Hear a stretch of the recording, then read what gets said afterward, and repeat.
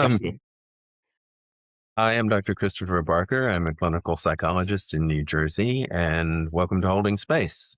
This is the space where we talk about issues of interest from the psychology field, also human relations, and just about anything else that's connected. Today, I have as a guest Tomide Akinola, who has been working in the field of understanding how high performance, chronic high performance, actually can lead to burnout and how to prevent it. I know we were talking before the broadcast about how ubiquitous it's become in societies all Yes. across the globe that, do more, produce more, work longer, work harder, and the result is so much stress. Yes, yes. And the work in itself is beautiful, right? We are creating, right? We create, we build, we develop, and we enjoy it. We enjoy it. Two things though. The constant commercialization of every single activity, every single thing defined from its dollar value, even air, green space, everything is GDP, everything is ROI. I think that makes the experience itself very transactional, Mm, and it's beginning to seep into how we relate with one another. So high performance, it could be again something beautiful like a warrior that seeks battle for the sake of battle. But when it becomes a warrior seeking battle for the sake of cash, that warrior is a mercenary, right? And it's a totally different culture. It's a different experience. And that is what we're getting to with hustle mindset and grind culture and work more so you can produce more and so you can consume more. And the patterns that that leads to within us, because are we really pursuing what we want for our sakes? Are we creating to solve problems? Are we creating due to financialization? that's true. The financial aspect is really important. The agency that I work with, we accept insurance, and insurance payments are pretty low. So that means that we all have to work a little harder to make as much. There's that aspect to it also. And, in addition to anything that we're directed to do by our superiors so that the company can make more, frequently we do what we have to do in order to make a livable wage, which isn't always that easy. Yeah, it's a multi-pronged problem. And what do you propose to do? How should we deal with this? Well, I don't. I think it's more. It has become more of a societal challenge. This is where we are all headed, and this is what we've all been doing. To reject it, it doesn't mean that there will be a lack of financial returns. It just means that that will not be the purpose. So I try to stray away from talking personally, but personally, I always find it strange when I indicate I have interest in something. Let's say working out or dancing, and people ask me how I make money from it. No, I do it as a side quest. I am working out because I enjoy working out, not because I want to become a personal instructor. I am dancing because I enjoy dancing, not because I want to teach dancing or I want to become an influencer in dancing. I actually have no need for social media to see me engaging in any of these activities. But people get really genuinely, and they're asking genuinely, so why do you spend so much time on it if it's not making you any money? Because I enjoy it. And that is what rejecting commercialization looks like. Just do what you enjoy. I don't think it's a complicated answer, right? We are in the content economy, the gig economy. Everything is about how do I make money off this? How do I get more followers off this? How do I generate money and revenue off this? Why don't we just do things because we want to? I love And that idea. that would be what I would propose. I don't think it's revolutionary, but it seems to be, right? It is, and I mean it shouldn't be. You're right. Carl Rogers back in the 50s proposed that, if we are he called it organismic valuing. If we're valuing our organism, and by the way, try to say that in front of a college class and not get laughs. I understand. But organismic valuing means that if we were left to our own devices, we would work as hard as we had to. We would play as much E- as we could. We would eat when we Exactly. wanted to. I mean, we would sort of like have our own ideals and our own goals and pursue those to the best of our organism's ability. And the problem is that we live in the society, and the society is all around us telling us, no, you're only good enough if you work this hard. No, you should Yeah. eat this much. No, if you eat that much, Yeah. then you have to take this medication. And this is where it gets to be so complicated. But, I mean, the reason I do these podcasts is because I enjoy doing them. Not Exactly. that you shouldn't like and subscribe, which you probably should, but Exactly. Also. nonetheless, I mean, I would do this even if nobody was watching because, I mean, it's just something that I enjoy doing, and it's a side note to the normal therapeutic work that I do. We Yeah. each And Yeah, and agency, right, is a concept that people talk about almost philosophically now. We exercise agency when we do what we want. That there is no greater form of agency than to say, this is what I want to do, and this is what I do not want to do. This is how I want to approach a situation. And it's that place of choice. And I think that place of choice is really what reduces a lot of stress. We get stressed when we believe that we are in a situation in which we have no control over. We have no agency. We are constrained. When we exhibit agency when in a stressful situation, it actually reduces stress. We found out that when you act to resolve a situation in which you are in, the stress which you face from that situation reduces. Um, I really see that tie-in as to why high performance can sometimes lead to negative patterns. It's that lack of agency. There's that feeling of being trapped in that cycle.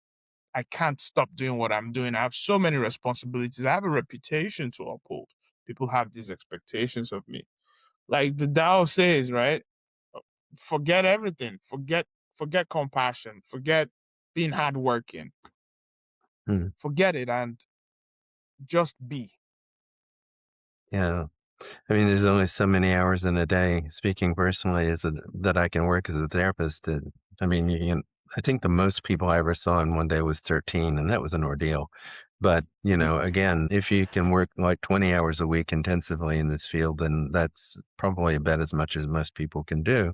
But then, on the side note, if we want to have an online presence, I have to produce a certain number of videos. I have to produce a certain number of contents, comments on LinkedIn, that sort of thing, in order to stay known, in order to stay above the crowd, so to speak. It's kind of like a race. It's very, very hamster like sometimes if you're not cautious about it. And again, this is where doing what one enjoys takes away from that feeling of being in a frenetic kind of like cartwheel situation. But even then, one has to manage it. We look at what is productivity really. We probably do better when we work and we rest and we work and we rest. And we're able to take that time to recharge ourselves doing other activities outside of commercial activity, doing things that we just enjoy for the sake of we enjoy it. This doesn't take away from our responsibilities. But when we look at the grind itself as the target, I don't think that works. Folks disagree with me all the time. I still don't see it. I am a big believer in working and in working hard, but it's not just because that is the culture or that is what is expected. If you are in a creative flow state, the time will pass. You probably won't even recognize it. So That's true. I think there's a balance that we need to strike as human beings as we exhibit our own agency. You know. Yeah, agency is really important. And I think the feeling of having agency is is important, and also that we enjoy what we're doing, and that we have some balance. I see that you have and if I'm pronouncing this correctly, Reveal Technologies. Yes, yes. Thanks for raising that. So that is an app that myself and Toby have built. The version one actually came out yesterday for download that seeks to be a tool to help people just sort of center themselves and ground themselves in the day to day and Mm. prevent those negative patterns from forming. So just a tool, the individual still has to do the work, still has to do the exercises, still has to communicate, but take you out of sort that virtual doom scrolling, mass consumption place to what's around me actually. What can I see? What can I touch? What can I feel?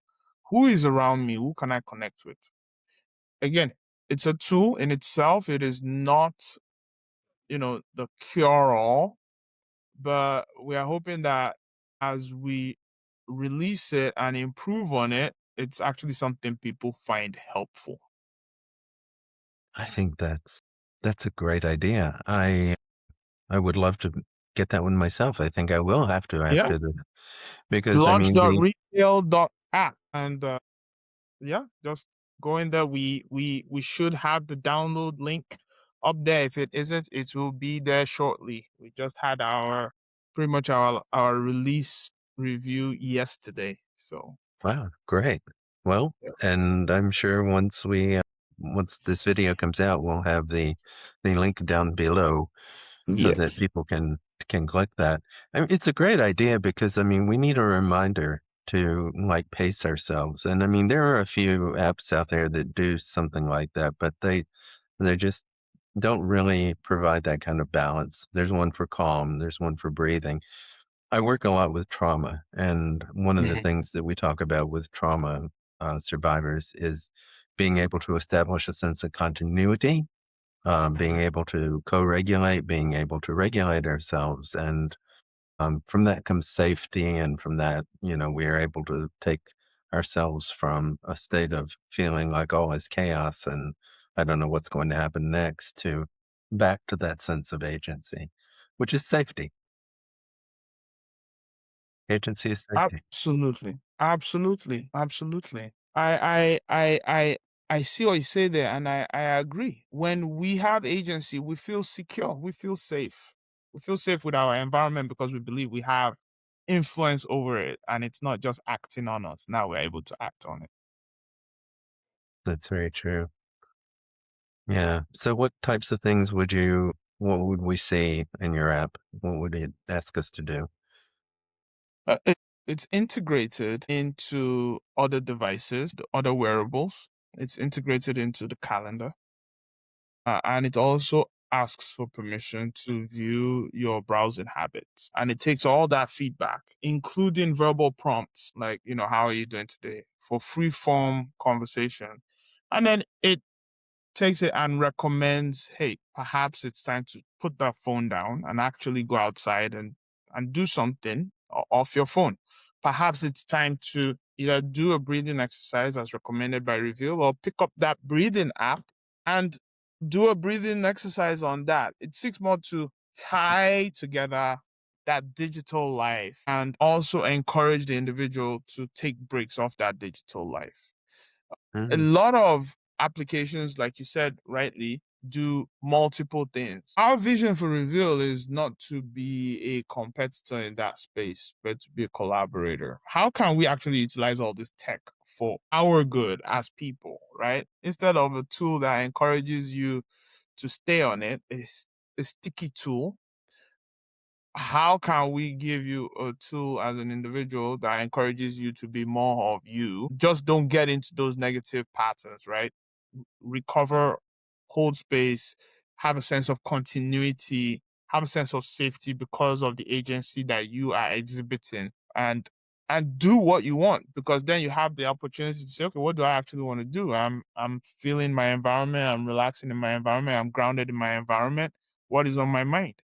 And if that is go back to work, fine. If that is scroll some more, fine, right? If that is call a friend, fine.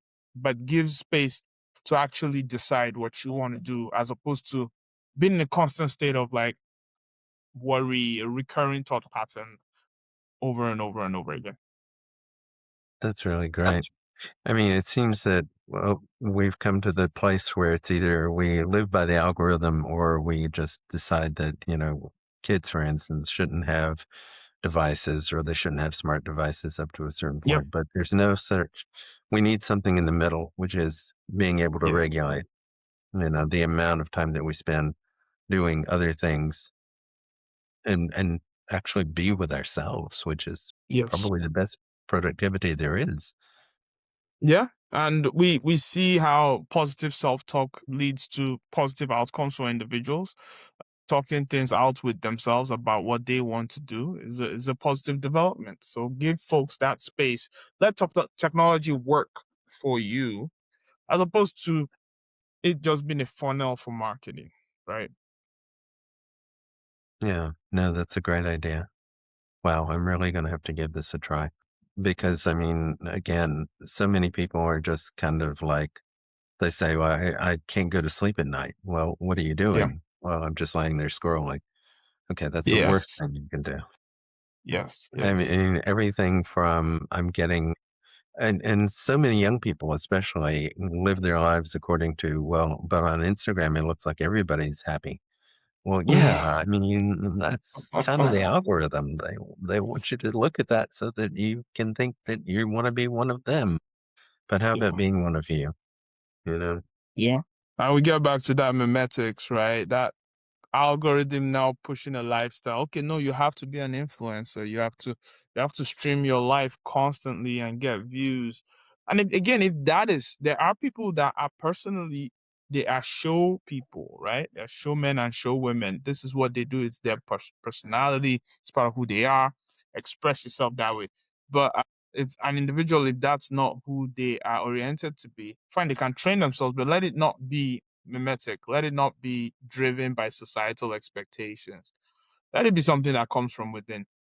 Mm, yeah, no, that's a great thing. Well, before we wrap up, if you have any words you wanna leave us with is in terms of wisdom of what to do with life. Very dangerous statement, sir. But all I would say is ask yourself, and this is something I do for myself also, what do I want? What do I want? And what am I willing to do to achieve it? Mm, And then go for it. I think that sequence has the potential to orient me in the right direction. And I think it's been helpful to me. It's been helpful to most people. Most people having that self awareness, right? And then that sense of agency that comes after going after what one wants. Just the journey itself is transformative.